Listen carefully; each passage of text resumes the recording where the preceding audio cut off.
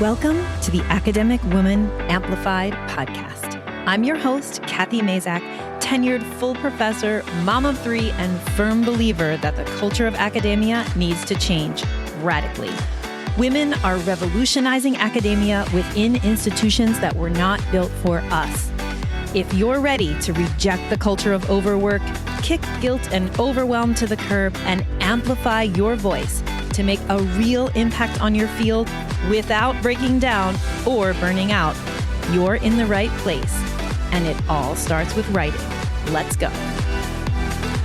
Hey there, listeners. We are on a podcast hiatus from new podcasts for the month of August. So I'm recycling some of my very favorite ones and the ones that I've heard you all say have been the most helpful. So as we get ready to return to the semester this fall, I thought you might appreciate listening again about how to create your ideal week. So here it is, that original Ideal Week episode. We'll be back to new podcast content in September. Enjoy. Do you feel like you never have enough time to get it all done? That's probably because you don't. But how do you know? If you feel like there are not enough hours in the day, then this episode is for you. Let's start by making one thing clear. You have too much going on, and no one can save you from this but yourself. One of my favorite books about combating overwork in academia is The Slow Professor, Challenging the Culture of Speed in Academia by Maggie Berg and Barbara K. Sieber. Berg and Sieber make it really, really clear that while some of us want to believe that the ivory tower is somehow above capitalism and marketplaces, it is in fact deeply embedded in them. The result of neoliberalism and fast capitalism is the same in mega corporations as it is on campuses. Workers, including professors, are being squeezed. Every last drop of productivity is being extracted out of us. The job of the professor begins to resemble more middle management than erudite scholar. Cal Newport would say that we're wading more and more in shallow work, the paper pushing, the emails, the useless meetings. And more shallow work means that we're finding less and less time for deep work, the thinking and creating that we were trained to do and that many of us got into this profession for. So if you feel like daily life is overwhelmed by emails and meetings, that's because it is. And guess what? That's probably just fine with your university because your university is getting its needs met. The market is flooded, and if you don't have time to write and publish or to bring in big grant money, that's cool because someone else, someone that is willing to work nights and weekends, or someone who has home care built in will do it for you. Now, I'm not a negative person, so if you know me, you might be thinking, Kathy, why so gloomy? Well, it's because I want you to see that the fact that you feel overworked and overwhelmed is not a reflection on your personal character. It's not your fault. You are part of a system that is designed so that you feel exactly that way. So today we're talking about how to quote unquote find time with a strategy called My Ideal Week. If you're interested in more ways to make time to write, I've got a PDF list for you called 10 Ways to Make Time to Write. You can grab it by following the link in the show notes. So what is an ideal week calendar? An ideal week calendar is not a normal week. It's not an expected week. It truly is an ideal week. It is a visualization of how you can make your work fit into your working hours. So first, you need to start out by coming up with the basic categories of things that you do.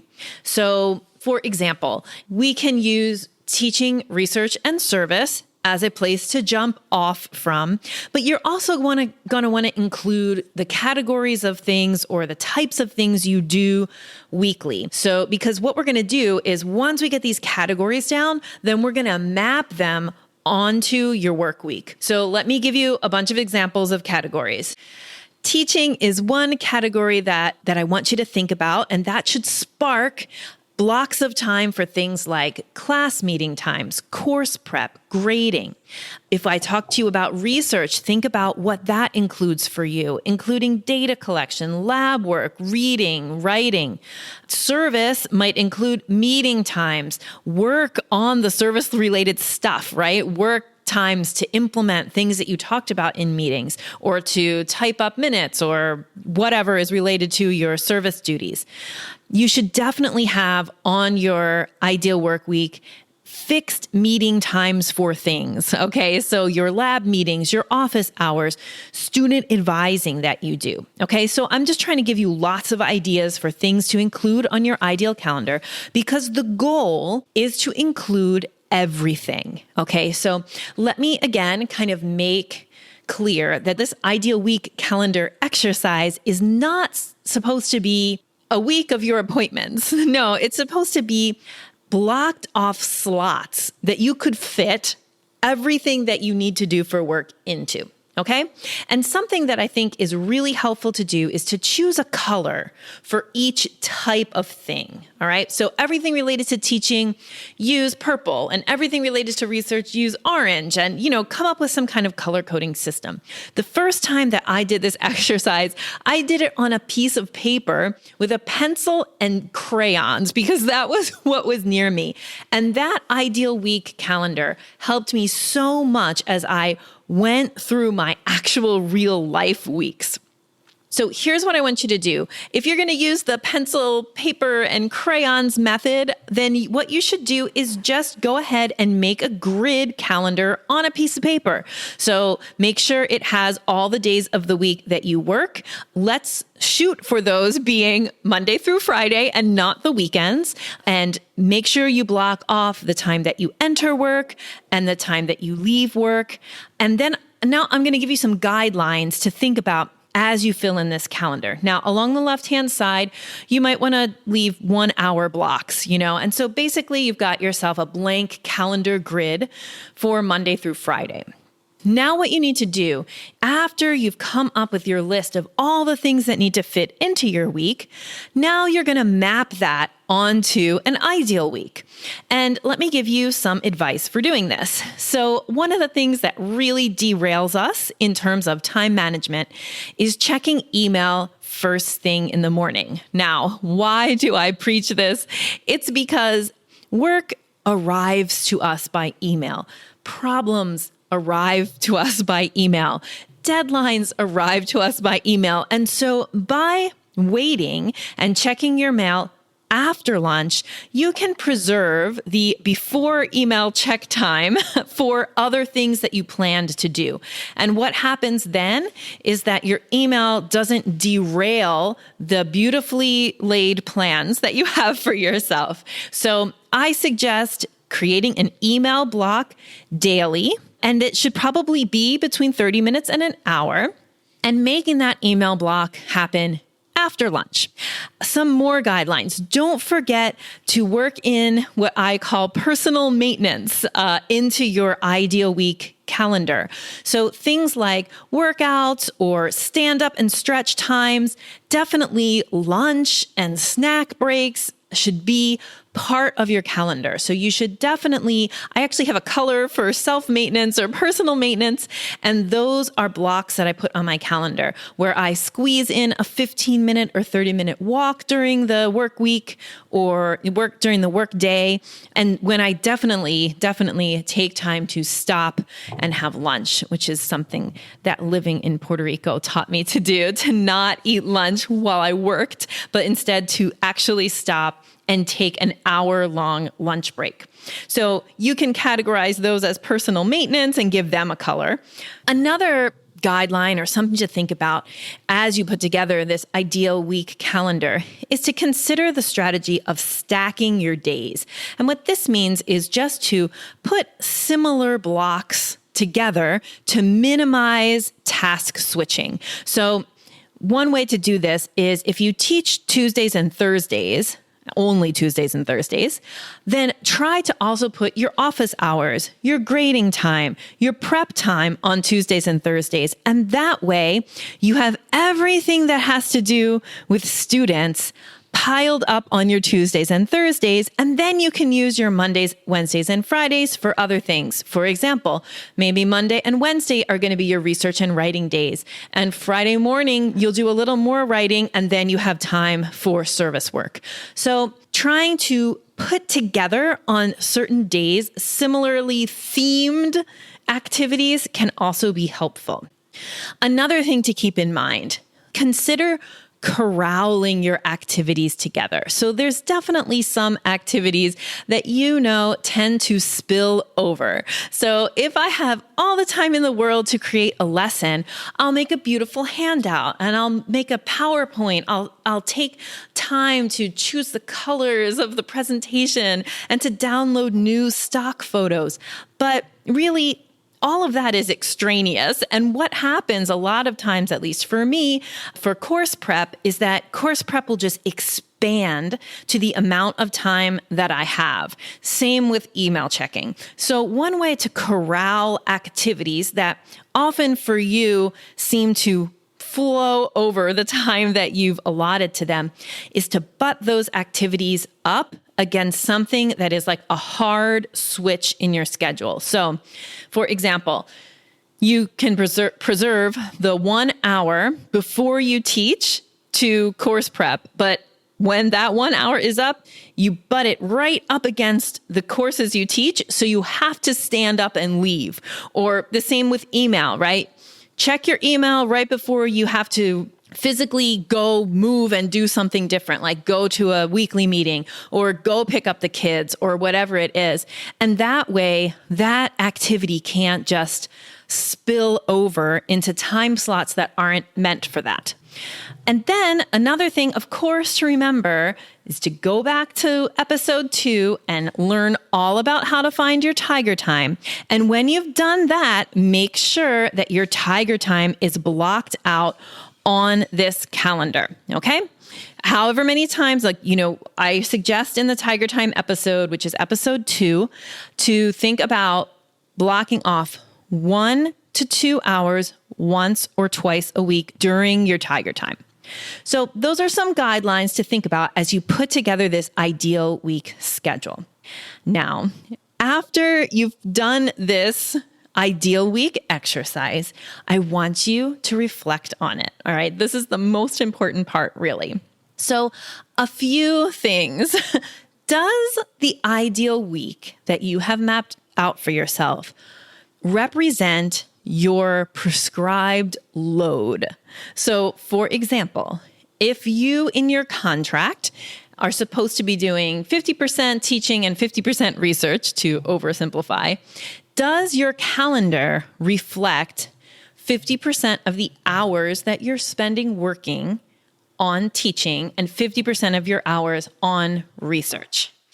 If not, then a great idea is to start to tweak that ideal calendar to be representing your actual load.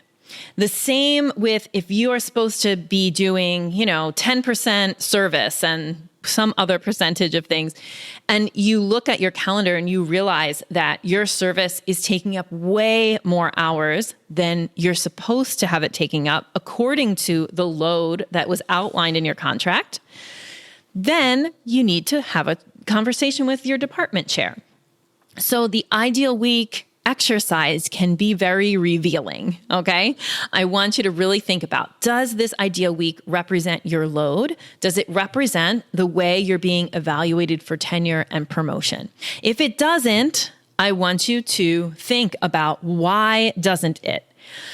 Is that because maybe the opposite of what I'm thinking is true, and maybe you are supposed to be spending more time on teaching than research because you're at a teaching-focused university, but you have aspirations to maybe switch to a more research-focused university, so you're amping up your research in your current ideal calendar so that you can make that move. All right. But regardless, this should be a way for you to reflect. How is your time really being used? Another thing I want you to think about is, does everything that you need to do fit into the week?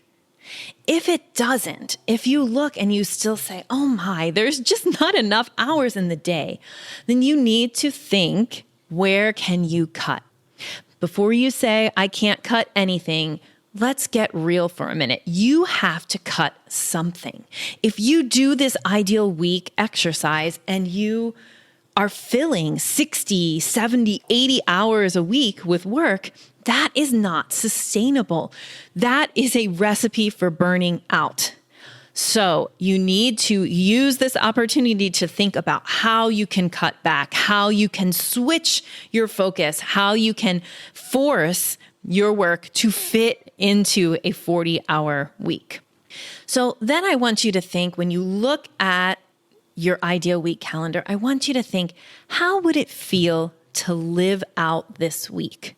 How would it feel to follow this plan that you've made for yourself and not let email consume your whole day? How would it feel to preserve time for writing? How would it feel to corral your teaching prep so that it's proportional to the amount of teaching that you're doing, instead of letting it flow all over all of your other work? So this exercise is an exercise in centering you. It takes some real self-confidence and self-love to do this exercise and then live it out.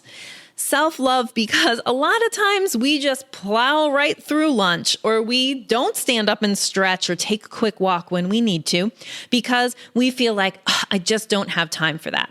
The purpose of the ideal week exercise is to show you that you need to make time for these things. You need to make time for writing, and to really have you reflect on, how are certain things that I do every day bloating up my work hours and expanding past what I need them to be. The next step, of course, after you've created your ideal week and you've reflected on it using the guide questions that I just walked you through, the next thing that you need to do is live it out and see how it feels. And this is probably the hardest part, because remember, the ideal week is ideal. It is not typical, perhaps. It is ideal.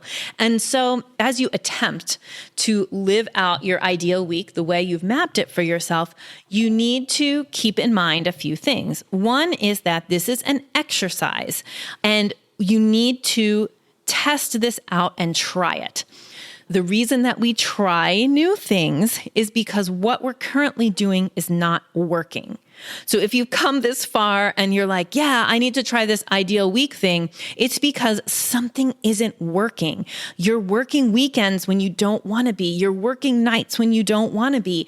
Things are overflowing. It's stressful. So what I want you to do is take action to control that stress. Take action, do something different from what you've been doing.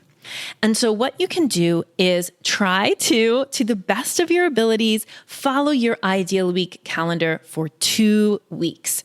After you've done that, and if you look at your email inbox and go, okay, half an hour a day on email is not enough, or an hour a day on email isn't enough, then you've identified what are areas of your academic life that need adjustment.